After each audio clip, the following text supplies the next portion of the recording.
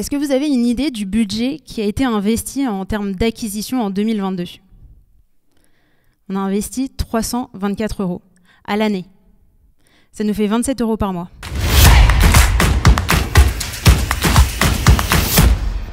L'étape scale. Donc pour rappel, on a la première étape qui est le fake it until you make it qui nous a permis de passer de 0 à 1000 € de chiffre d'affaires récurrent.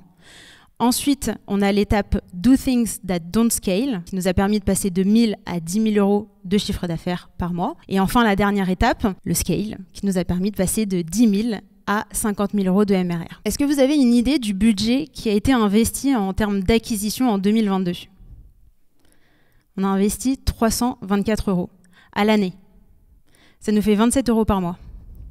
Ouais, je sais, c'est pas beaucoup. Alors vous vous demandez sûrement quel type d'outil on utilisait pour 27 €. Et bien je vais vous dire, la source d'acquisition qu'on avait, c'était les réseaux sociaux, donc c'était gratuit. Et l'autre source d'acquisition qu'on avait, c'était les campagnes d'email. Donc oui, pour 27 €, on n'est pas passé par l'Emlist. Désolé, Guillaume. Ce que je veux vous faire comprendre par là, c'est que on a rapidement compris qu'il fallait développer notre présence sur les réseaux sociaux. En fait, c'était quelque chose qu'on proposait à nos clients. Alors oui, on a mis en place des campagnes sur les réseaux sociaux, mais rapidement, on a compris qu'il fallait aussi qu'on prenne la parole. Et ça fait 372 jours à peu près qu'avec Pierre, on prend la parole quotidiennement sur LinkedIn.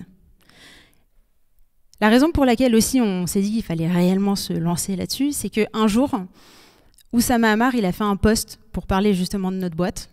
En 24 heures, on a reçu 400 leads. 400 leads qualifiés en 24 heures qu'on a traités à deux à la main. C'est vous dire.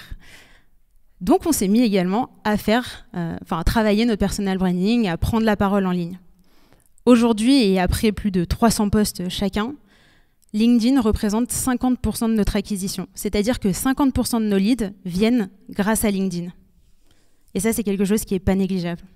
Alors voilà, les deux choses que je retiens, c'est que plus vite vous prenez la parole sur les réseaux sociaux, plus vite vous travaillez votre notoriété, plus vite vous vous donnez de la visibilité, plus vite vous avez une audience et plus vite vous créez une communauté. Tout ça fait que, in fine, vous pourrez représenter à vous seul un canal d'acquisition. Et le deuxième point qu'il faut retenir aussi, c'est que être sur les réseaux sociaux, c'est bien, avoir une communauté sur les réseaux sociaux, c'est bien, mais ne dépendez pas d'un réseau social. Parce que sur les réseaux sociaux, il y a des algorithmes. Les algorithmes, vous ne les maîtrisez pas. L'audience que vous avez sur les réseaux sociaux ne vous appartient pas. Je vous donne un exemple très concret et vachement d'actualité. Il y a un formateur qui s'appelle Tony Neves, qui est un formateur justement sur Instagram. Tony, il y a 3 jours. Alors, pour redonner un peu de contexte, c'est quelqu'un qui a une chaîne YouTube qui est suivie par des milliers d'abonnés. Il y a 3 jours, il s'est fait bloquer son compte Instagram. Pour aucune raison. Donc, vous n'êtes pas à l'abri de vous aussi vous faire bannir du jour au lendemain.